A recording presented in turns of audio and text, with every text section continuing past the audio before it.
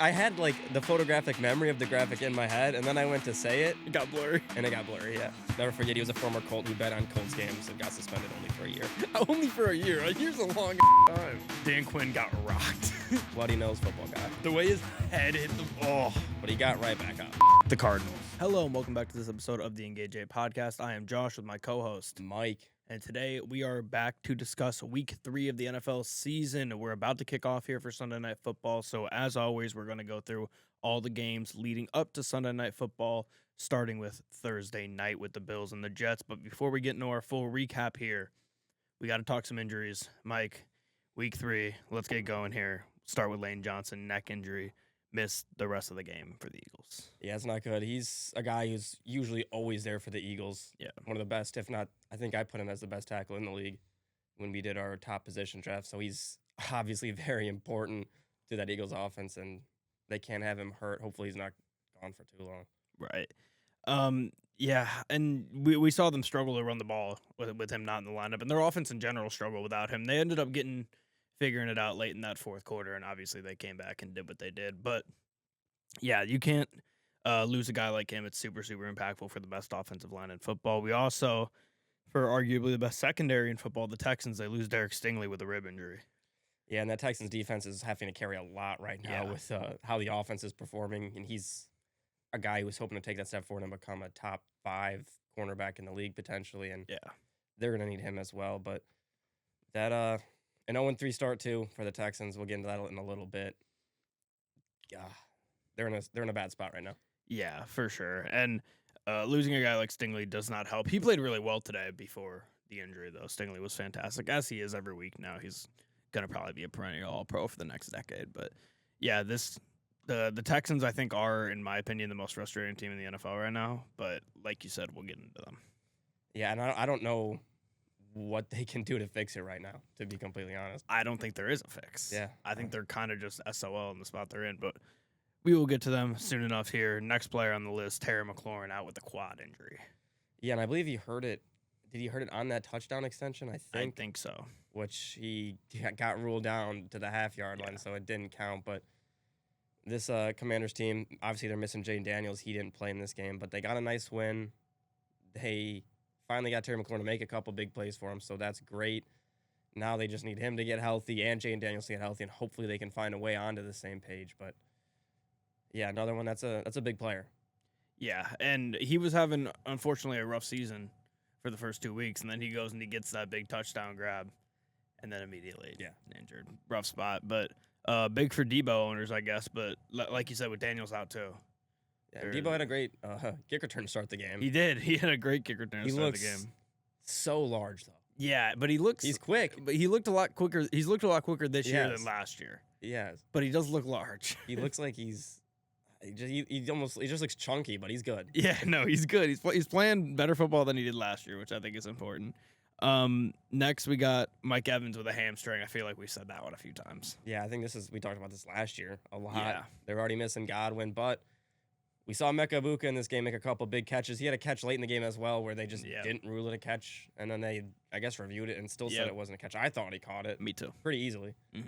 But he's going to have to It was like the first play they showed from that game on Red Zone. Yeah. Oh, speaking of, I saw my first Red Zone commercial. Oh, I saw a couple. At the Wingstop, did you see that one? It went to a 2-box the one time I saw it. I don't think I saw that one. It went full? Actually, what I saw was they were about to go to commercial and they switched to something else. Oh. That was later in the game, though. That was in the 3 o'clock window. Interesting. I mean, I hate to say, I was a big person who was not a fan of them getting commercials. I just haven't noticed it. So Neither have I. It's not that big of a deal. Yeah, it just sucks that the whatever he sasays, like 8 hours of red zone football. Yeah, that part sucks. It lost so much aura. That's the worst part. You got to just mute it and scream commercial free over it during it. But your guy next here on the list, Alec Pierce, concussion, made a crazy catch, but just got rocked by the ground. Yeah, and then they ended up ruling it not a catch, and he was. Oh, really? I didn't know that. Yeah. Luckily, they went right down the field, even with it not being ruled a catch. Shocker. But yeah, concussion. He didn't come back into the game. Colts had a couple injuries. Kenny Moore, he got banged up with they said a calf injury, I believe, and that's not ideal. Hopefully he's okay. He started the game out with a pick 6 on Cam Ward. Cam Ward was lost there, but they're gonna need Kenny Moore. The cornerback room for the Colts, I believe is just cursed at this point. Every year injuries. Travis Ward got injured in this game as well a little bit, but he should hopefully be all right. I guess he was just cramping. But yeah, Alec Pierce having a big game. Would have had 100+ yards if he had made the catch. He was on the sidelines yelling that it was a catch, so I thought he didn't have a concussion, but I he must have. guess you can still yell about the call even with a concussion. Yeah. I don't think that's maybe he blacked out too. Who knows? Yeah. There's a barrier there, or there's not a barrier there, I should say. Moving into the later window games here, CeeDee Lamb ankle went out early and missed the rest of the game. Yeah, he went out very early. 0 stats for him. Yeah, having him as a fantasy owner, yeah, not ideal. Yeah, I hate to see as somebody who played against him this week, ideal. Yeah, if you played against him, you're happy. Yeah. Luckily, I believe they just said it's not going to be a serious injury, so he could maybe play next week. But I mean, they rolled him out pretty quick, and he I don't know. In a game that wasn't a complete blowout when he got hurt. So no, I mean, it was 0-0 or 7-0 maybe. Easily. He didn't play. So easily could have put him back in if you needed him. So yeah, it's a little surprising that he never even saw the field. He must have been hurting, but hopefully he's all right. Ankle injury for him. Sure, he'll get that taped up, and we'll see. Nick Bosa as well in the late window knee injury. Yeah, hopefully he's all right. Niners have been playing better, undefeated so far. Yeah, 3-0. Just big late win here. We'll get to them at the end of the show. Defense needs to stay strong, and they're winning with Mac Jones right now, so you got to be happy. Honestly. And then we'll finish off here. Najee Harris ankle. I haven't heard much about this since. I know he got carted off. Oh, I didn't even see he got carted off. I think it was bad. Oh, I have not seen anything. Maybe we'll. They're saying We'll try to get a status here. You see? They are saying Achilles injury. Oh, they're saying Achilles. Oh, I had it as ankle. It's Achilles now, huh? Yeah, non-contact. That's not good. And then I hate to be like look at the bright side, but Amarion Hampton did go off today. Yeah, and Amarion Hampton had been struggling up until this point.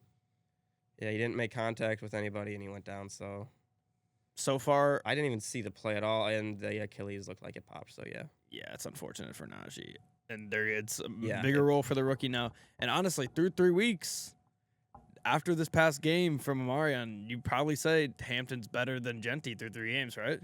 He's been better. I think that's a complete situational thing, though. 100%. Yeah, I completely agree too. But he's been better than Genty, no? Stats wise, yes. Yeah. Genty touches the ball and there's 3 people. No, it's fact. Standing right in front of him. I haven't given up on Genty in any. I've not given up on Genty at all. I was closer to giving up on Hampton, but today. Yeah, I mean, I was honestly kind of out on Hampton. I mean, I wasn't out 2 games into his career, but however much I was out, I'm back now. Yeah, and then the last injury, I don't know if you saw, James Conner, bad. Very, oh, really? Very bad. What was it? Leg injury. Looks like he might have broke his leg. Oh, yeah. That's gonna suck. I'm watching it again right now. Yeah, he just like landed like on his leg almost.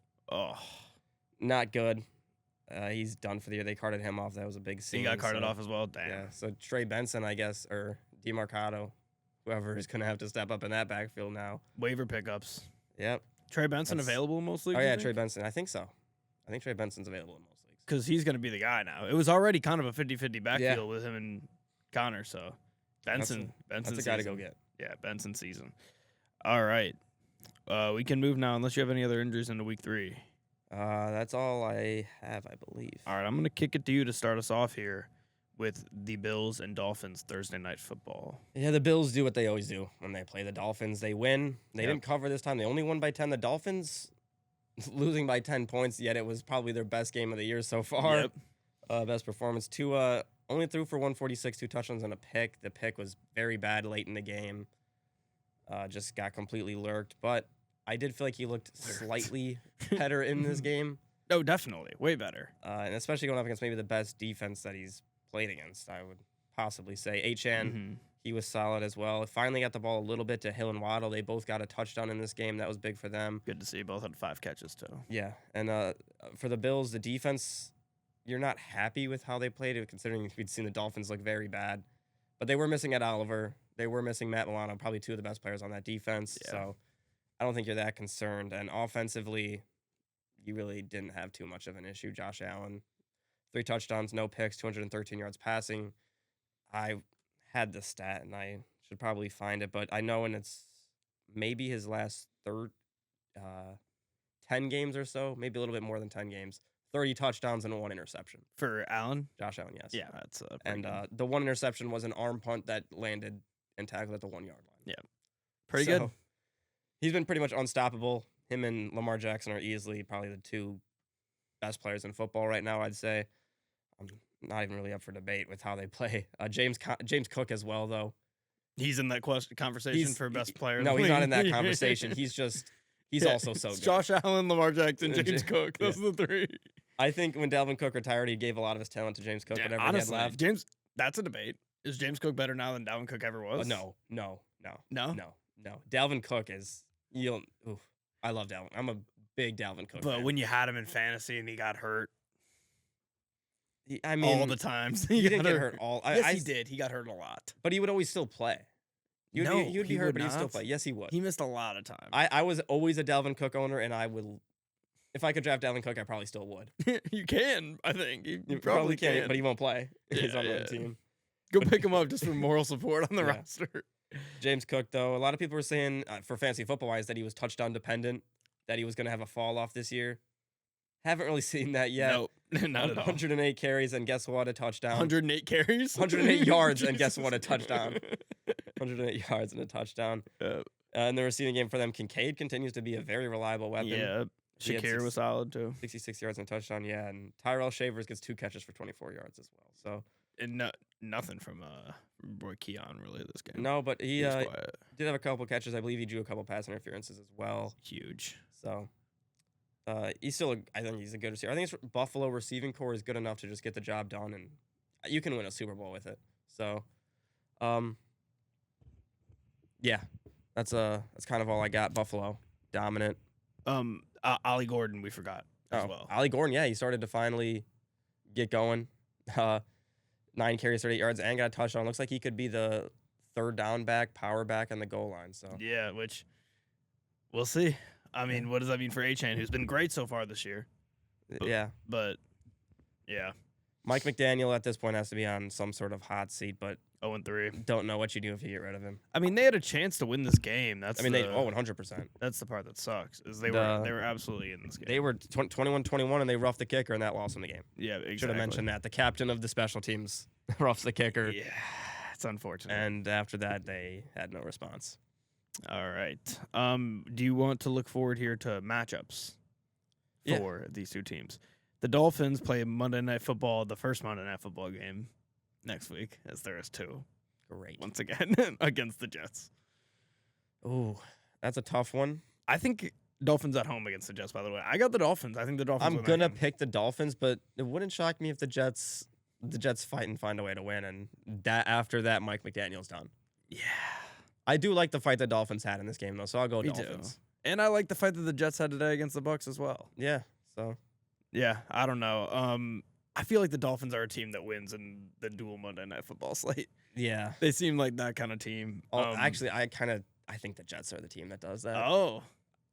I could be swayed to the Jets. I feel like, was that a dual Monday night game when they won on, no, because that was week 1. Never mind.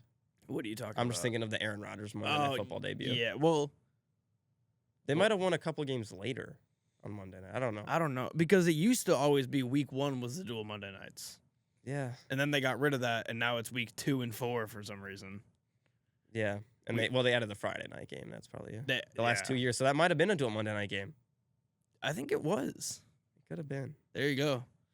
So Jets might be the pick there. And then the Bills play the Saints at home. Yeah. I'm not even going to say. That's one thing we could say now about our takes from the beginning of the year. We kind of said, I don't know if we explicitly said the Saints were the worst team in the NFL, but I'm pretty confident that they were and are. Oh, yeah. I think they're exactly what we expected them to be honest. Now, there's another team that we expected to be really bad that we're going to talk about here in a second who's weirdly been a little bit better. That being the Cleveland Browns, who found themselves beating the big, mighty Green Bay Packers. Score was, 13-10? Yes. Yeah, 13-10 in this one. Just absurd. The Browns' defense has unexpectedly been pretty good this year. Very good. We were I don't know if we were on stream for this. We were yet. on stream, yes. We were on stream. We were talking about defenses, and we're like, "Oh, this has to be reversed because the Browns were at the top." Yeah, you thought it was like offensive stats. I was like, "What the hell?" I think it was rushing yards against, and they'd only given up like 93. Yeah, what the hell? And then they go out there and they lock up this Packers offense that's been really good. Granted, of course, Jaden Reed is out, Christian Watson's out. They still have Jacobs, though. They still have Golden. They still have Wicks. They still have Dobbs. Of course, they have their quarterback, Jordan Love. Their O-line still solid. Kraft played in this game, right? So I'm not really giving them a ton of excuses. They sucked against this Browns defense. A guy that, as I hit the mic, a guy that you don't like, Mason Graham, been pretty good to start the year for them. Myles Garrett's been benefiting a ton from him being there. This D-line has been super, super solid. I was taking notes for most of the day just live as I was watching these games. And I kept saying the Packers just keep letting the Browns hang in there. And it's hilarious because usually it's when you let a team hang in there, they're constantly kind of scoring, they're keeping up with you. But they were letting them hang in there by just also not scoring. Yeah. So they were just like, they were shutting them out. The Browns hadn't scored for like 3 quarters.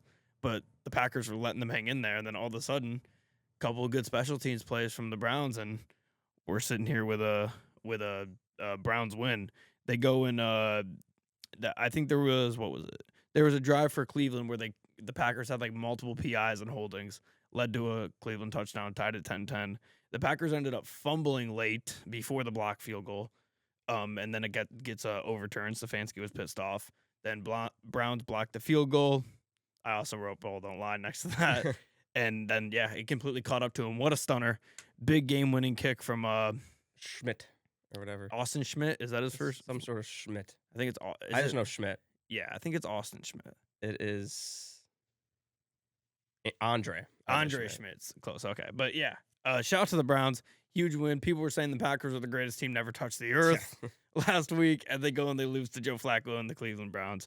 What a game. Shout out to the Browns for taking down the big mighty Packers, and the Lions got the Browns next week, so maybe I'm a little bit scared about that. Yeah, I'm trying to think of the TikToker's name. Very famous TikToker, but I watched a quick TikTok. He was talking about this Packers team, and he said that they're kind of like the anti-Ravens in a way, just where like they kind of have the star on defense now. The Ravens have the star on offense with Lamar. Yeah. And then their offense can turn the ball over bad and lose them games a little bit. Just kind of that sort of thing, and it made a little bit of sense. Jordan Love in this game wasn't great, but I really got to just give respect to the Browns defense. Yeah. Jim Schwartz, I mean, he came in there. This defense has always been good. Last year, with everything going on with Watson, they didn't have much to play for, injuries and all that. But they came out this year, and they've been great. And in this game, they were the best unit on the field, easily. 5 sacks on Jordan Love for 34 yards. Felt like he was under pressure the entire game. They shut down Josh Jacobs in the run game. He had 16 carries for 30 yards, 1.9 yards per carry. Whew. That rush defense for the Browns isn't something to mess with. Offensively, the Browns don't have much to throw at you. Maybe the Packers' defense was that good, too. Yeah. Joe Flacco doesn't look great, but Kinshawn Judkins on the ground did enough. 94 yards. Really was the only Cleveland running back to see the field. Dylan Sampson, a little bit. He had 1 carry, so it's going to be a lot of Kinshawn Judkins throughout the season. And, just kind of shocking. And Judkins is a guy who we kind of I see what you're saying about the Harris Achilles now. I'm seeing that coming through as well. But Judkins was a guy we didn't expect to play really at all this season. Yeah. He goes and he gets in week 2, and he's been great through 2 weeks. I hate to keep comparing the rookie running backs, but I guarantee you his yard per carry is the best of the 3. Yeah, I mean, I'd say right now, if I could pick a rookie running back to have in fantasy, I'm picking Judkins easily. For this year? This year. Yeah. Long term, I'd still rather have the other 2. Yeah. And I mean, it's the NFL's thing. When someone gets some sort of legal thing, they have to wait a year for them to, I guess, to do anything. Right. I know Judkins has that going on. So, yeah, I wasn't expecting him to play this year, to be honest. And but 18 carries, 94 yards. Effective. And, I mean, he's a great football player. Yeah, that's a fact. Yeah. We can't argue that one. All right, we'll go to the week 4 opponents for these teams. We'll start with Green Bay. They're going into Dallas for Sunday Night Football. Green Bay into Dallas. I mean, I'm picking Green Bay. I have to. I think Micah might have a big game there. Revenge game.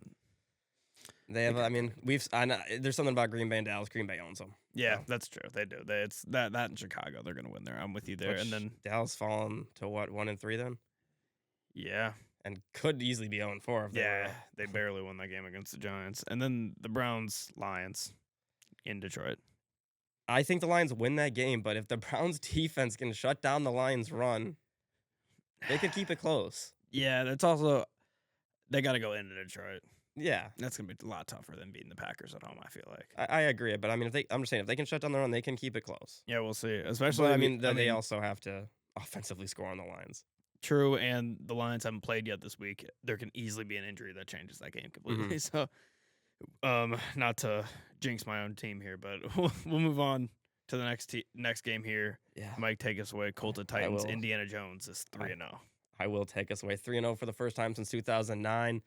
The Colts, when they start 3-0, I believe they've done it 3 times now. Lost in the Super Bowl, lost in the divisional round, and won the Super Bowl. Maybe it's something like that. You went into that so confident and then lost it. So I had like the photographic memory of the graphic in my head, and then I went to say it. It got blurry. And it got blurry. Yeah. Yeah. I know there was a lost Super Bowl, lost divisional, and I can't remember if the last one was won Super Bowl or lost Super Bowl. Okay. So It's got something to do. It's at least made though. yeah. Colts so far, honestly, I mean, through 3 weeks, this is the best team I've seen in over a decade from the Colts somehow. Even when Andrew Luck was there. Crazy. That's just They crazy. usually never start out this well. 2 weeks they were dominant, where the game wasn't even close, and then a big win in a close game against the Broncos, where they did have some luck, but you beat a team that made the playoffs last year and has only gotten better. right when you think they don't have luck, they have some luck. Yeah. They had a field goal and a touchdown to start the game, and then I believe it was their 3rd possession. They finally punted the football. There was 9:20 There was left. an alert from Scott Hansen on Red Yeah. Zone. Did you see that? Yeah. Like, alert. And I was like, what the fuck happened? The Colts are punting the football. They punted with 9:20 left in the second. They didn't punt the rest of the game, I believe. Yeah. I think that was their only punt. How many 3-0 Oh, yeah, one teams are punt. there? There's a couple. There can't be that many, right? Off the top of my head, you want to pull it up? I'll try to guess. Sure. Because off the top of my head, I know that the Eagles are one, the Colts are one, the Niners. Both the teams on Monday and Sunday night have losses. Is it just the Colts, Niners, and Eagles? No. There's one more? More. The Bills? Bills. Colts. You're missing one more AFC. Chargers? Yes. And then NFC, you got Eagles. And then did you get the other 2 from NFC? Eagles, Niners, and One more. the Seahawks?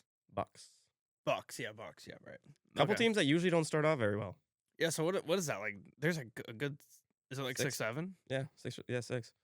Damn, that's crazy. That's big time. But the best team out of that bunch has to be Indianapolis. Based on what? Based on facts. Just has to be. It just has to be. Jonathan Taylor. I mean, when we do our live streams every Friday or every Saturday night, pretty much Sunday.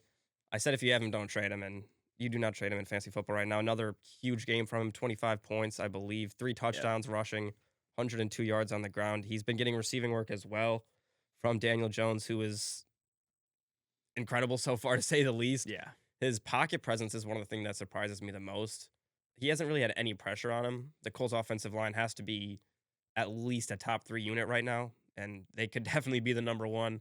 He doesn't get sacked again in this game. But he moves around the pocket very well. It's hard for them to get to him. And then when they do, he's been able to evade it so well. I don't know if you saw the 3rd and 10 run that he had. Yes. Where he got picked up 15 yards. That was cinema to watch, to say the least, as a Colts fan. But in the first half, it's been a lot of getting the ball to Daniel Jones, letting him spread it out, get it to Pittman, Downs, anybody, Alec Pierce. We talked about him a little bit. And then in the second half, it's give the ball to Jonathan Taylor. Yeah. And let him dominate. And we've seen that every week now. He's been fantastic. The bootleg was working all day. They ran it probably about like a dozen times. I kept saying on the broadcast that they could probably run it every play. Yeah. And the Titans wouldn't stop it. And the last thing I had on the Colts side is their defense looked great. Kenny Moore hurt. That sucks. And never forget that Jonathan Taylor was left out of the top 100 this year. Yep. Ridiculous. While we're on random tidbits from this game, I have one as well. Julius Chestnut's a hilarious name. Oh, yeah. The running back for the Titans. He's been there for a while now. Wait, actually? Yeah. First time I ever heard of him was today. So shout out to Julius Chestnut. I also wanted to say, we said about this division, a couple things about this division going in the season. One, we said they were going to be bad, which outside of the Colts, yeah, they've been pretty bad for the most part, I'd say. And we also said it was super up for grabs because of how bad they were. Like, even though the Texans were the favorite, if the Jags had a decent season or the Colts or the Titans had a decent season, they could easily beat out the Texans for the division. Mm-hmm. I think we're already at the point 3 games in where the Colts, I don't know if they're the betting odds favorites to win the division, but they're, in my opinion, they're the favorites. They should 100% be. I mean, now they have a 3-game lead on the Texans. Yeah, the Texans are 0-3. That's just crazy. And, I mean, that's a team you're kind of fighting for the most. But the Jags are 2-1. They're only a game back. Titans are, 0-3 as well now. How old is Daniel Jones? 26 or 27? Because this 28. He's 28. 28, okay. So this is like the conversation that happens a lot when you get a guy like him, where it's like he hasn't been good. He was drafted high, but he wasn't really good early in his career outside of the one playoff win. And you didn't expect him to be good on the Colts, admittedly. Now he has been pretty good, and you're like, hey, he's actually also not that old. Yeah. Like, he could be our quarterback going forward. You know what it reminds me of, this situation? Sam Darnold? Jared Goff and the Detroit Lions. Yeah, that's the guy that they were saying. And actually, I saw it preseason. They had mentioned that this could be an Alex Smith situation. That's another guy, a little bit like Jared Goff. But, I mean, Jared Goff was successful in L.A. Let's not act like he wasn't successful. He made it to a Super Bowl. Yeah, but also, like, the stock on Jared Goff was low when they got him. And the stock was low, obviously, on Daniel Jones when they got zero. Him. Yeah. And that's how Alex Smith was when he left San Francisco. Exactly. He goes to Kansas City, and he was great with Kansas City for a long time. Obviously, Mahomes comes in and takes over, but it happens. I mean, I think you got to look forward as a Colts fan, and obviously it's only been 3 games, but is it fair to say he's been the best quarterback in 3 games since Luck? No. I'm still taking Phillip Rivers. Really? Yeah, Phillip Rivers was very good that season. But they've scored on like 90% of their drives. True. I mean, that is true. I'll give him that. But if Phillip, yeah, I mean, that's a fair thing to say. And he has the running ability that Phil never had. Well, actually, I mean, the Broncos have a great defense, so I can't even say that. Yeah, that's what I'm saying. They put up 30 points on the Broncos. It is the only thing that concerns me slightly is if he keeps playing this well, we're gonna have to pay him to keep him. I don't want to be a Vikings situation where you let him go, and then you're stuck with a guy who is not that good. And that's just my opinion on J.J. McCarthy. Also, I think what's happening with the Colts right now is more Daniel Jones being good. And what happened with Sam Darnold and the Vikings was more Sam Darnold being in a good system with a good team and a great head coach. I think Daniel Jones is doing more than Sam Darnold did. I mean, KOC might have fixed him, though, and you also might have fixed Daniel Jones. Because Daniel Jones was there last year. That's a good point. It's a good point. KOC because my thing, I mean, Darnold hasn't gone out and been, like, great in Seattle. No. So he's been manageable. Yeah. And he wasn't that, I mean, maybe that's just the New York water, though. Daniel Jones on a 2-year deal or one? One. It's like 1 year, 14. So much money, but he's starting, so I guess 14 million for what he's done so far. Yeah, no, it's good, yeah. But like I'm saying, like before haven't turned the ball over yet this year. That's just crazy. As a team. That's just wild. And even the former Colts are doing good this week as we move on to the Bengals Vikings game here. I do have one more thing to say. Go ahead. Oh, we also have to talk about their next week matchups too. I mean, I hate the Titans. I'm not. I had such a good transition. I fucked. Yeah. Go ahead. Yeah. Brian Callahan is bad. I said it last year. I said it at the start of the year. Yeah. I said it all offseason that he's a bad coach, and today was just honestly the peak of that. Yeah. I don't know if did you see what happened before halftime? No, I don't think I did. Colts called timeout. They wanted to get the ball back.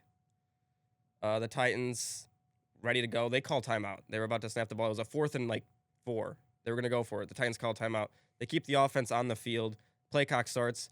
Callahan decides he wants to kick it. So they run the kicking unit onto the field. The kicking units, they have the wrong ball then because the kickers have their special ball now. So they're asking about that. They get a delay a game, moves back 5 yards, becomes, I think, a 62-yard field goal instead of 57, misses the field goal. Can't do that in year 2. Colts get the ball back, score. I mean, yeah, Callahan's got to get out of there. Cam Ward had some good throws. Cam Ward was that touchdown was a tight window throw. Yeah. It's I just feel bad for them. I mean, that coaching staff is bad, and he should. I mean, him and McDaniel got to be the 2 hottest seats right now, and that's all I have to say. We talked a lot about this game. Yeah, we have. We'll quickly do week 4 matchups then. Colts at Rams. Yeah, almost was 2 3-0 teams. Very Rams close. are 2-1. I lean Rams here in LA. There's something that's telling me Colts, and I'm gonna stick with it. I'm gonna go Colts. All right. Revenge game from 2 years ago when they beat us. And then Titans at Texans. Gotta go Texans. Got to. If the Texans lose, somebody's losing their O. if Texans lose, is D'Amico Ryan starting to get in the hot seat? Who knows? No, because once again, I don't think it's anything to do with what he's doing. But Fair enough. he's also a defensive head coach, and this defense is amazing. Yeah, that's yeah. But okay, we'll move then to the Bengals Vikings. Like I said, Isaiah Rodgers was the MVP today. 2 touchdowns, forced fumble, interception, all in the first half. It was just so good. And a scoop and score. So, what? Yeah. Just maybe he shouldn't be allowed to play football still, but I mean that's another point. Had a great day this week. This was the week of the pick sixes though. Yeah, well, I'd say it's the week of the block kicks and block kicks. It was both. It was everywhere you saw somebody was scoring on special teams or on defense. I wrote during this game the Bengals can literally not stop giving the ball away. Yeah. And then my final note was 34-3 at half. I'm done taking notes for this game. Yeah. So I mean it was unreal. I mean, the only absolute dominance. The only note I really took, I got to a point where I just said Jake Browning has a turnover problem. Yeah. Brian Flores put him in solitary confinement. Checks out. And then Isaiah Rodgers, 2 defensive touchdowns in first half. Then he forced another fumble. Never forget, he was a former Colt who bet on Colts games and got suspended only for a year. Never forget. Only for a year. A year's a long-ass time. A year is a long time, which, I mean, you get suspended for a year for gambling. But it was the fact that he would bet on, like, Jonathan Taylor's rushing props. Under? Like, over. Or under. Oh. Under's a problem. Over's fine. I mean, I think he's probably betting on over, but it's crazy that he. I mean, like Pete Rose is not allowed in baseball anything. Yeah, and Isaiah Rodgers is out here just being the star of something. Betting on his team and all that. I mean, I like Isaiah Rodgers, to be honest. I wish we kept him, but so could definitely use him. I know we said we don't want to go too deep into games that were blowouts, and I completely agree. But I just think we need to look at this from a macro perspective a little bit with the Bengals. We said on last week's show, don't worry if you have T. Higgins and Jamar because Browning's they've still been good with Browning. I'm a little worried after today. Today was bad. I'm very worried after today. I mean, I think it could be Brian Flores, but he wasn't this bad last time, right? No. The note that I wrote was, I am now completely worried about Chase Brown. Yeah. Because maybe he was a Joe Burrow merchant, 10 carries, 3 yards. Yeah. That's generational. Generationally bad. That offensive line is terrible. That defense is awful. What was the final score for this game? I didn't 48-10. 48-10, yeah. Jesus. And I mean, Jamar Chase, 5 catches, 50 yards, but that's not going to cut it. Jordan Mason with no Aaron Jones was a beast. You talk about guys we told people to start. Oh, yeah. We told a lot of people to start Jordan Mason. We also told a lot of people to start Chase Brown, so I guess it goes both ways. Yeah. Well, I mean, and K9. The reason for starting Chase Brown is you drafted him in the second round, in my opinion. Yes, you drafted him in the second round, and without Joe Burrow, you'd like to take his running back and hope that Browning leans on him. But next week, Bengals go into Denver for the second Monday Night Football game. I'm taking Denver to completely shut them down. Yeah, that's going to be a tough defense to go against. Tough for your backup quarterback to come in and have to face Brian Flores and the Broncos in the first 2 games. Weeks. Well, I mean, he did play last week and turned the ball over a lot. So. Fair enough, yeah. And then Vikings going into Pittsburgh, or not going into Pittsburgh, playing Pittsburgh in Ireland. Oh, they're playing in Ireland. That's the Ireland game. Yeah, it starts next week. I'm going to go Vikings. I think Carson Wentz is very good with KOC. I mean, he's going in the KOC factory. I think Carson Wentz can go in there and get it done. And then Brian Flores with that defense. It's tough. I kind of lean Steelers, I think. I don't know. I like the Steelers team. I think they're gritty. Shout out to Jamar Chase. But Aaron Rodgers has been fantastic through 3 weeks. He was really good today against Vrabel and the Pats. I just think they're a grinded out team. And I don't know. The Vikings got pretty lucky today. I know they won 48. I don't think they got lucky. I know they won 48-10, but everything went their way against Mike Tomlin. I don't think Mike Tomlin and Aaron Rodgers aren't going to let everything go their way. Like that happened last year though with the Vikings. Yeah. And with Aaron Rodgers, I mean, they had a great game against the Patriots today. Transition into that game. Is that next year? Yeah, go ahead. Rodgers and DK, they have a solid day together. DK is starting to get in this offense a little bit. 3 catches, 30 yards, but he got a big touchdown. Nice grab. Calvin Austin as well gets a touchdown. Didn't run the ball too well. It wasn't too much of an offensive game. Rodgers only had 139 passing yards. The Patriots defense looks solid, but on the offensive side of the ball for the Patriots, could not stop fumbling. It was absolutely, it got to a point where it was just ridiculous. Ramondre Stevenson, he has 2 fumbles, lost both. One of them was him running into the end zone. Yep. Fumbles it. He had a fumble problem, I believe, last year, and he still does it, and they still trot him out there. A little haircut for Patty, I see. They put in Antonio Gibson, What does Antonio Gibson do? Fumble the football. Next possession, Drake May fumbles the football. I mean, they gave the game away. They should have won this game, honestly, in my opinion, but gave it away completely. Don't understand why they don't give the ball to Travion Henderson more. At least he wouldn't fumble it. But he did get the most carries, so I gotta at least give him that. But yeah, if the Patriots just got back on the turnovers, they would have won this game. I mean, Steelers defense was crazy this game too. They got home. I guess I have to give them the respect. Five sacks on Drake May. They were just all over him one game. And like I said, I mean, Rodgers was very efficient. He didn't get sacked in this game at all, which is huge for them. He, like you said, he didn't have a ton of passing yards, but he was very efficient. I think, I mean, this Steelers team is projecting to be what every Steelers team is. Yeah. Like there was 100%. a moment preseason where I was thinking, okay, maybe this is the year that a Tomlin team goes under 500. Through 3 games, I know they're 2-1. I'm pretty confident they're not going to go under 500. That like Rodgers, I just don't. Last year with the Jets were just so bad around him, and we're seeing it this year with how the Jets have been for the most of the season this year. And that's a big reason why they were so bad. But Rodgers is good enough, I think, at this point, that if you have a good enough team around him and the Steelers are that good enough team, I don't see them losing more than 8 games. I don't. Yeah, I think I can just say I think they lose 8 games. On the money? I think they're they not lose in 8 it. games. They'll probably make the playoffs with that, too. Watch it. I mean, they could. And I think they could beat the Vikings in Ireland. I do.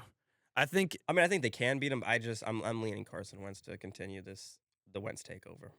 We just know that, and the Vikings do have a good offensive line, but as good as these quarterbacks have been in KOC's system, they've all, for the most part, when they've faced pressure, been in a little bit of trouble, and I think they're going to face some pressure with T.J. Watt in that defensive line. Derek Harmon's been great as well for them, and big pick from, was it JPJ today? I forget who it was. It wasn't JPJ. I can't remember who had the big pick for the Steelers, but the Patriots. We just said the Steelers got the Vikings in Ireland. The Patriots have the Panthers at home.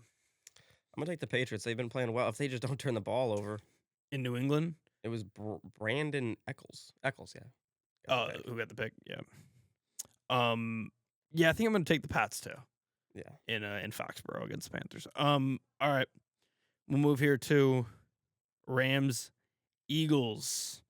Eagles win this game 33-26. This game was 26-7, but yeah, just a collapse. Just a complete collapse. As somebody who bet the Rams plus 3.5, I'm very disappointed with how this game ended, and somehow they didn't cover after dominating for this whole game. Most of my notes here are the Rams dominating the Eagles because they were for most of this game. Rams defense was swallowing them in the first half. There was a huge strip sack from Jared Verse. He looked explosive early in this game. I even have in here at one point, this is starting to become an ass whooping. Then good response from the Eagles. And once the Eagles responded with that first touchdown after going down 26-7, they started looking A.J. Brown's way, and everything changed. A.J. Brown finishes with over 100 yards. He has like 8 catches in this game, right? Gets in the end zone. He had 6. Devontae Smith had 8. There you go. 14 between those two is still huge. They needed to get that pass game going. They finally did. A.J. Brown needs to be targeted. He is the heart and soul of the passing offense. I know they like Devontae Smith, but in a game like this where Saquon couldn't really get it going, you go and you take A.J. Brown and say, hey, our guy's probably bigger and stronger than the guy that's guarding him, so let's abuse that. And they did that against the Rams. They marched down the field and came back. Yeah, and my notes from the first half pretty similar. I mean, it was the worst first half ever under Sirianni. They said that on the broadcast. Offensively, only had, I think, 33 yards of offense. Nuts. Was very bad. I said the Eagles have to get the passing game going. This is bad. And in the second half, that's exactly what they did. They got the ball to A.J. Brown, went to Devontae Smith. They both got going and both had great games. Both finished with a touchdown. Goddard as well finishes with a touchdown. And like you said, the run game wasn't working. They found a way to get it with the pass game. And shout out to the Rams, because that was something the Rams couldn't do last year against the Eagles, was shut down the run, and that's one of the reasons they lost in the playoffs. But the passing game got going for the Eagles. The Rams defense couldn't adjust back, and they end up blowing the game that they should have won. They offensively played very well. Puka Nacua and Devontae Adams. I know you said you think it might have been the best receiver duo in the league, and I said I didn't. It might be. Been the best so far. Honestly, 11 catches and 112 for Puka. Adams only gets 356, but has a big touchdown. Yeah. And then, like I said, they ran the ball well. So The offense was there for the Rams. They got into field goal range. Jordan Davis is like 6'7", 400 pounds. Yeah. Can jump high. Gets his paw on the ball. Can run a 4-1 somehow. Yeah, Playboy Cardi couldn't get it in. Yeah. And Jordan Davis picks up the ball and beats everybody to the end zone. So, yeah, just I don't want to say I feel bad for the Rams because I think the Rams are a really, really good team. I think the Rams, and this is what I wrote in the notes as well. I think this could be the Eagles' kryptonite if they could be a team that stops Eagles in the playoffs. Because right now in the NFC, there's the Lions and the Eagles are probably the 2 best teams, and the Packers, the 3 best teams. Which one of those teams can take down the Eagles? I think the Rams are in that conversation as a 4th team.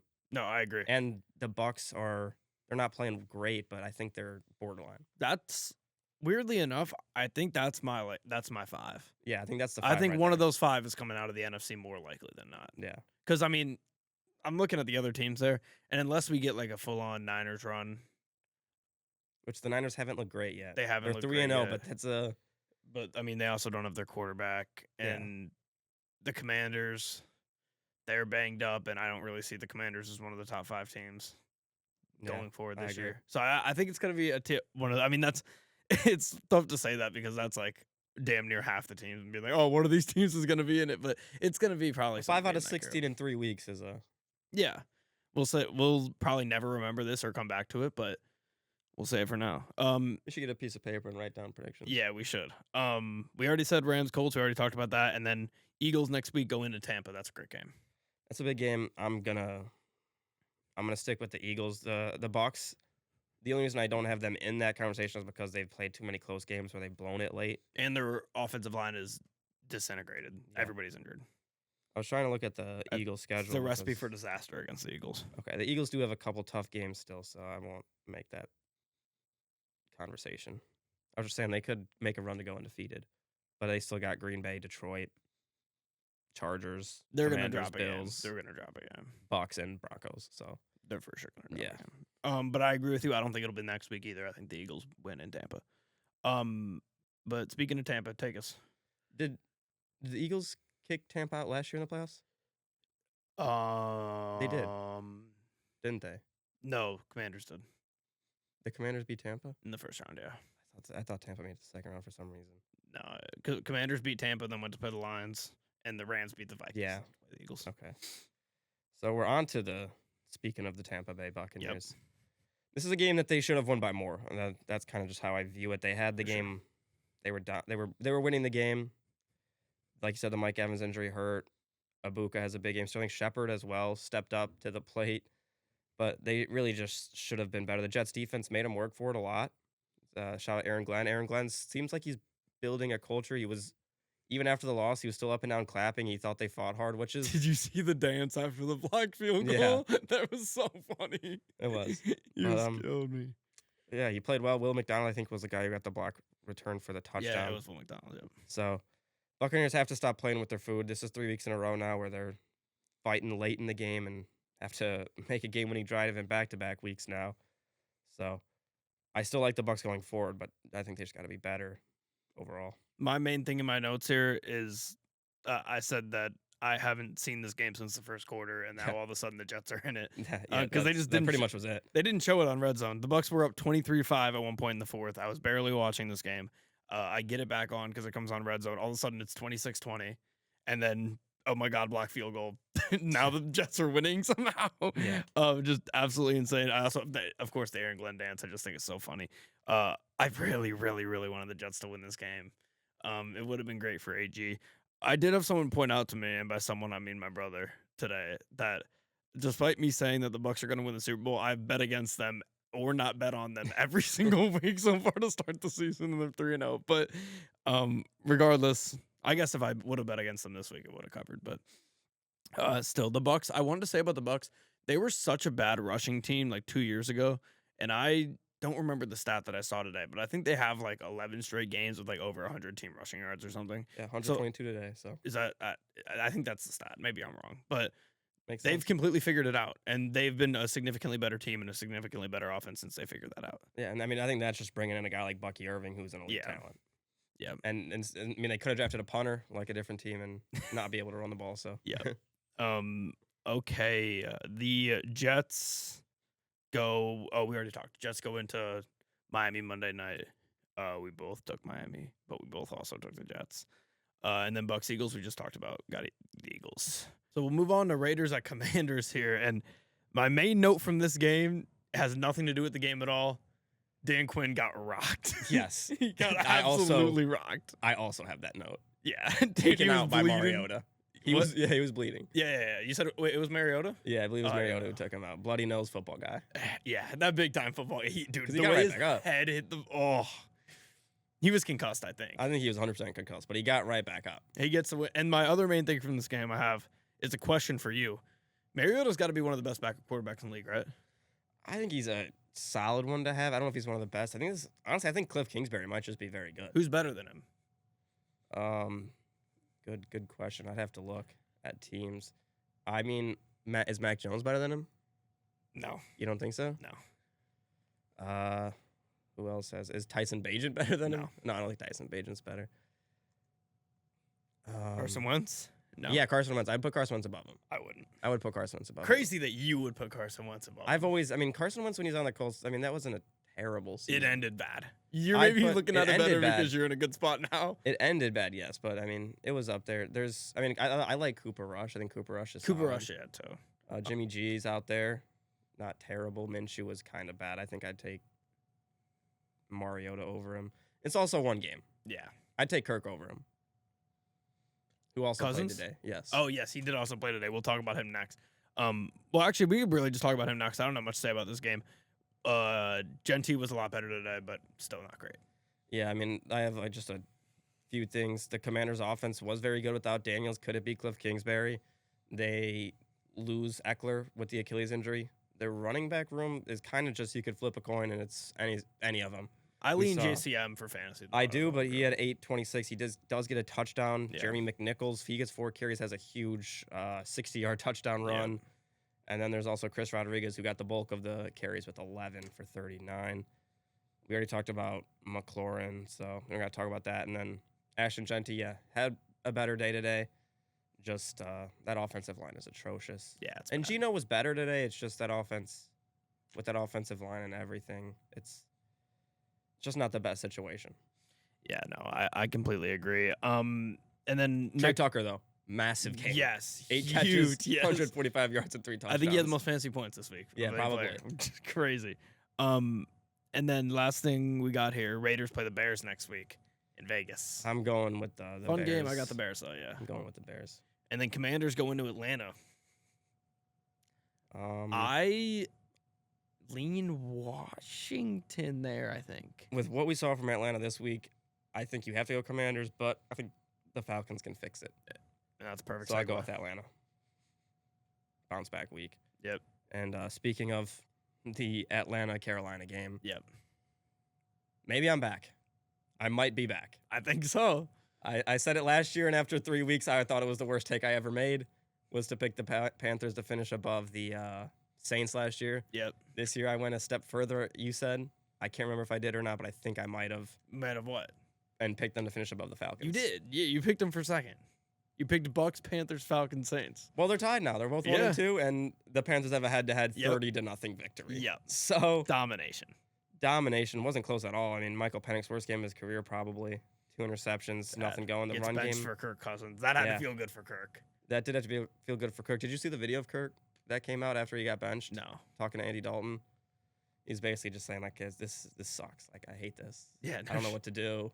Wait, Andy Dalton's on the Falcons too? When he was on, it was I think it was a TV show, like the Netflix show or whatever. A quarterback, yeah. Yeah, it could have been that. But yeah, Falcons, just bad. The Panthers defense played probably the best game they have in 2 years. Bryce Young didn't even have to do much. Still didn't look great. Yeah, the good scramble touchdown. That was sick. Outside of that, though, when the run game is there, this team is better, and they ran the ball for 110 yards. So yeah, that's what they've needed. 100%. And they pick up a 30-0 victory. So Falcons, they gave up on Young Ku a little bit early. Oh, they 100% did. And that's I don't understand that at all. I do have that in my notes as well. As they cut Young Ku for Parker Romer after he went 5 for 5 last week, but starts this week 0 for 2 on field goals. Yeah, and they weren't even that deep. No. So I'll just give my my dud of the week in this. My dud of the week is the Falcons front office for getting rid of Younghoe Koo. Yeah. Free my boy Younghoe Koo. One of the top kickers in the last 5 years. It's crazy. My dud of the week is kicking procedure. Yeah, just in Because general. Yeah. A lot of teams couldn't get it done. I know. It was either a kick was blocked or the defense used leverage and went over. Yeah. I hate the leverage flag. I hate it. I love it. Yeah, I know you do. What else do I have about this game? Not a ton. What? Belt to ass. Yeah, no, complete belt to ass. The Falcons really struggle on first down. I noticed. Yeah. They're always in 2nd and 10, 3rd and 10, like consistently in long down and distance. Like, just need to find a way to get 5 yards on first down. That like these best offenses in the league. Like that's why the Lions were so good last year with Ben Johnson. And we'll talk about the Bears with Ben Johnson today. But they were just so good of getting that 5, 6, 7 yards on first down. And that's when another. You can't do that. You're in a bad spot. Colts were doing that all day. So yeah, exactly. The best offenses put yourself in good. You put yourself in good positions, and that's how you be an elite offense. 100%. And next week, Falcons Commanders. I said Commanders. You said Falcons, right? Yeah. And then Panthers at Patriots. We're both going to New England. All right. I will take us in here to our last game of the first slate. Texans at Jags. Texans have. I don't know if this is a fact. Texans have won 7 straight games in Jacksonville leading up to today. Probably. I think that was the stat. Maybe I'm making. Or it might have been. Is it reversed? Or if it's one way. I think it's Texans own the Jags. I think so. Not today. Yeah. Not today. They didn't. They lose here. Really, really bad Stroud interception in the 4th quarter after they caught a huge break with who's the kicker? Cam Little on the Jaguars. He missed a field goal. And then Stroud had a really bad read interception. Jags also lead the league in interceptions, which is defensively an insane stat. Extremely clutch interception on the other side, though, for Petrie late in this game. And honestly, I thought that was the moment it was going to turn around for the Texans because they get that pick from Petrie, and then it's immediately like a 50-yard touchdown to Nico Collins on a blown coverage. And then immediately after that is a turnover on downs for Jacksonville. So it was like bang, bang, bang, pick, touchdown, turnover on downs, and it looked like the Texans were going to go there. And then I was already writing my notes in preparation for a Jags loss. I was already making excuses for Trevor Lawrence, which he deserves because there was like 7 drops, I think, from the Jags receivers today. It was really, really bad. They could not stop dropping passes. But basically the most important play of the game was that deep pass to BTJ in the 4th quarter late. ETN has a huge blitz pickup on a play action. Trevor Lawrence drops back, throws a dime to BTJ, and then the next play, ETN runs it up the middle, scores a touchdown, they win the game. I had the Texans money line. I'm still pissed about this game, but yeah, the Texans offense is fucking broken. It is. It's been broken for a year and a half now, though. Yeah. At this point. And people are acting like, even Scott Hansen said on Red Zone today, he was like, yeah, people are really wondering what's going on with the Texans offense in the first 3 games here. And I'm like, the first 3 games? Yeah. Thinking the last 20 games. Yes, like, it's been a problem. It's been strange. They fired Bobby Slowick after last season, new offensive coordinator. It hasn't improved. And you can blame the offensive line as much as you want. It's still, at some point, the quarterback has to play a little bit better. 100%.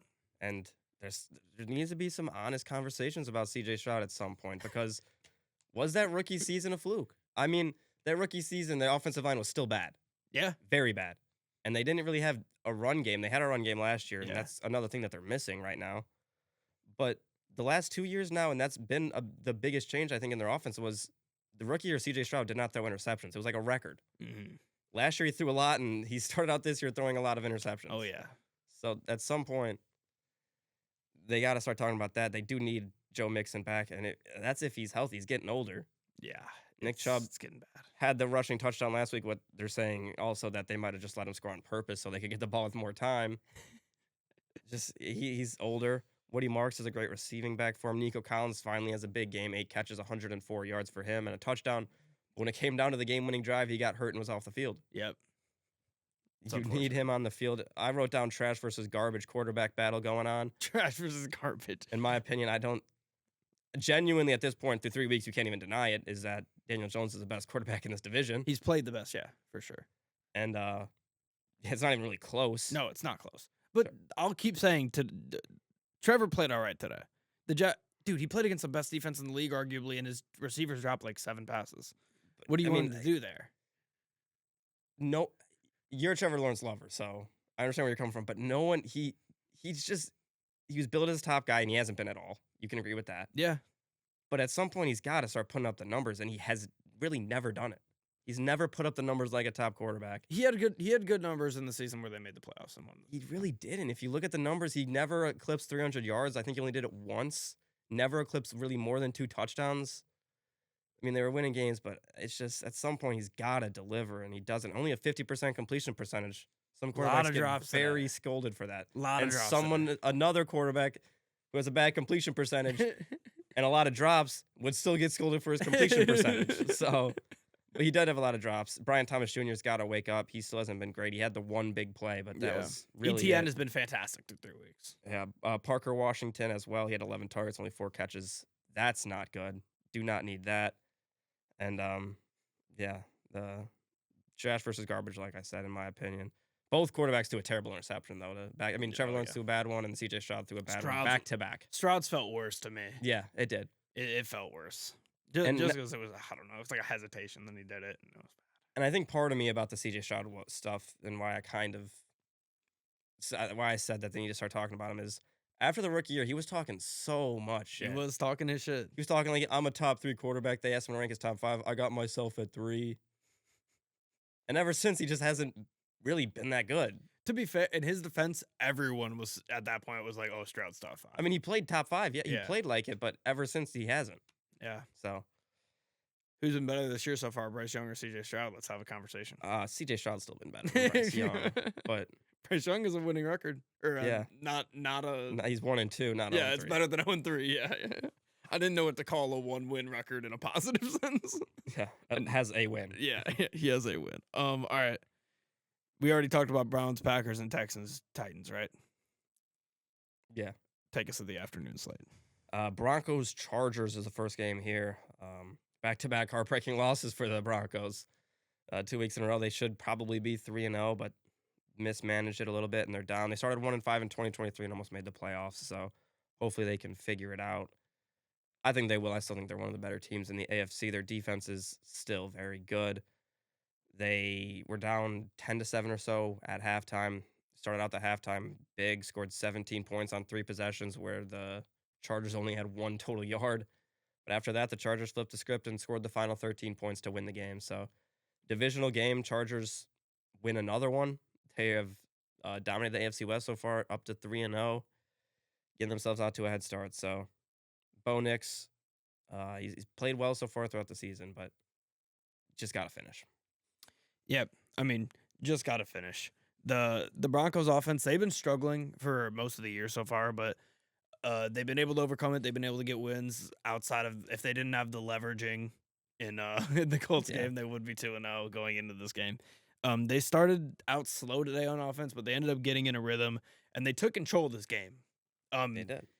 I'll be honest, like I told you, I was kind of dozing off here in the first half of the second slate, but I dozed off feeling like the Broncos were in charge of this game. And when I woke up, they were still in charge of this game, but they really just fell apart late. Those last few drives, they gave up 10 points in the fourth quarter on the last 2 drives, and that's really what it came to. If you're gonna play in low scoring games like this, you gotta be. You can't be shocked when you choke because it takes 2 bad defensive drives and like they gave up a field goal and a touchdown and that was all it took. So it's unfortunate. You would expect the Broncos offense to be a lot better this year. In year 2, Bo Nix kind of experiencing. We're seeing some year 2 slumps early. Yeah. May, Daniels. Well, I'd say honestly, May is probably performing the best out of the 3. But none of them have been great. They haven't been great. None of them have been great. I'd say May might be McCarthy. Well, no, the fumble though does hurt. If you want to count McCarthy, doesn't count as a sophomore slump. He counts as bad. Yeah, he counts as bad. Yeah. But I don't think I have anything. Oh, big thing for the Chargers here. Despite what you think about the Chargers, some people think they've kind of been squeaking out games, and maybe the Chiefs aren't that good. Regardless, they're 3-0 in division. Yeah, that's what I was saying. They're 3-0 in division, and a good way to start the season. I mean, I expect the Chiefs to win this game, but 3-0 division record's huge. Yeah. I have 2 things, a fantasy tidbit for each team. Let's hear your tidbits. I guess 2 tidbits for the Chargers and 1 for the Broncos. Quentin Johnston, man. 6 catches, 89 yards. Might be wide receiver 1 on this team right now, the way he's playing. I was under the impression it was going to be Ladd McConkey. He hasn't really been the main guy. 4 catches, 41 yards for him. So Quentin Johnson, very, very good so far, and a lot of people rate him off, and he's not writing back. And then on the receiving end for the Broncos, Cortland Sutton, 6 catches, 118 yards, and a touchdown. I said it a lot on our TikTok live. If you still have Cortland Sutton, don't panic. Start him. Dominate again. And I think he's going to be great for the rest of the season, no matter what. Okay. What else do we got here? Broncos, Bengals Monday night. We talked about Chargers, Giants. We have not talked about next week. Chargers at Giants. So that's a good game for the Giants or the Chargers to get. So yeah, I think they could go to 4-0. Good chance to start 4-0. And I will give a little teaser at the end of the show today. I do have a small game for us. Okay. That's might end up being a recurring segment on the show. All right, Saints at Seahawks. Glance over this one. Yeah, yeah, good idea. Really the biggest thing here, JSN took over on the first drive, had like 3 catches for like 60 yards and a touchdown, and then a punt return touchdown to start the game. 14-0 Seattle. That was also weirdly enough Seattle's first punt return touchdown since 2015. I saw that, and it was Lockett. Yeah, crazy. Seahawks just dominated this whole game. Darnold didn't really have to do much. He was fairly efficient. I think the Seahawks defense is nasty. I've been saying that all year, said it all year last year. Anytime they're playing against a bad offense, I think they eat them alive. And my last point, this was supposed to be K9's week. He wasn't that good on the ground, but he did get 2 touchdowns. Yeah, he had a decent day with the touchdowns. He only had 30 yards though. Yeah, I mean they did, like you said, they didn't have to do much. It was just a dominant performance. Their defense. Mike McDonald starting to emerge as he's a very young head coach as well. Yep. He's starting to flex a little bit. This defense very good. I mean, they're playing the Saints, so you can't say too much, but dominant game. This was a game where I wrote that I looked away for maybe like 20 minutes after the Torrey Horton punt return. Great return by him. And I look back and it was like 30-6. So that'll do it. And I was like, okay, well, I don't even have to have this game on the box anymore. Just got rid of it. So even when there's only 4 games and you don't even replace it with anything. Yeah. But yeah, I mean, we could power right over that, and we've already talked about both their teams' next games, right? Saints at Bills, obviously, and then Seahawks at Cardinals. Oh, we have not talked Seahawks at Cardinals. Thursday night football. Seahawks, Cardinals. That's a big Thursday night game. It's probably the biggest Thursday night game so far. Almost. I got the Birds. Yeah, I think I'm gonna go. The Seahawks. I'll say they're both Birds. Yeah, I was trying to figure out who you. The Seahawks. Yeah. Fuck the Cardinals. I wanna pick the Cardinals. But I'm gonna go Seahawks. I'm gonna stick with the Seahawks there. That's gonna be a good game though. I'm very excited for that. All right, Cowboys, Bears. Bears finally get their first win. That's all you got to say. No, I'm just kidding. Nah, I was giving it to you to talk about. But Caleb Williams, one of the best games of his career, if not the best game of his career. 4 touchdowns, no picks, almost threw for 300 yards. Yep. Bears fans are gonna be so back. The run game still isn't there for Chicago. DeAndre Swift, like I've been saying, I don't think he's that good. 13 carries, 33 yards for him though. But the pass game, Luther Burden breaks out. Only gets 3 catches, but 100+ yards and a touchdown.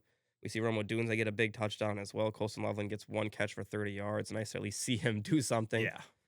Yeah. See the Bears picks at least give some sort of addition to the team. Defensively for the Bears, they played better. Tyreek Stevenson makes a big play to start the game and really got them into the game. Just completely stripped the ball from Javonte Williams, who had a nice run. And that really got the Bears going, and their offense was great from there on. They had a nice flea flicker touchdown. Ben Johnson was in his bag. Oh, yeah. And Dak Prescott struggled against this Bears defense. The Bears defense finally stands strong. Javonte Williams had an okay day, but outside of Jake Ferguson, George Pickens gets a big touchdown, and we talked about the CeeDee injury. So yeah, I mean, the CeeDee injury is the biggest story. Caleb, 4 touchdowns, 4 turnovers for the Cowboys as well. But you said it with Ben Johnson in his bag. This reminded me, this offense kind of felt like 2024 Lions to me. A couple trick plays, a lot of end arounds, flea flicker, and they went and they put up 31 and beat the shit out of the Cowboys. Bears were underdogs at home in this game. Yeah. So the only difference is the run game. Yeah, the run game wasn't there, but. They took care of they went out and they dominated early. They forced a fumble in the first drive, then they scored a touchdown, scored another touchdown. Felt like the Bears knew that they had to go out and get a win today. It's hard to say there's a must win in week 3, but it felt like one for the Bears and they went. Yeah, especially at home. Took care of business. Yeah, exactly. All right, we talked to Bears Raiders, we talked to Cowboys Packers. Final game. Cardinals Niners. Niners win this one at the buzzer. Mac Jones. This was an ugly game. Mostly field goals and punts for this entire game.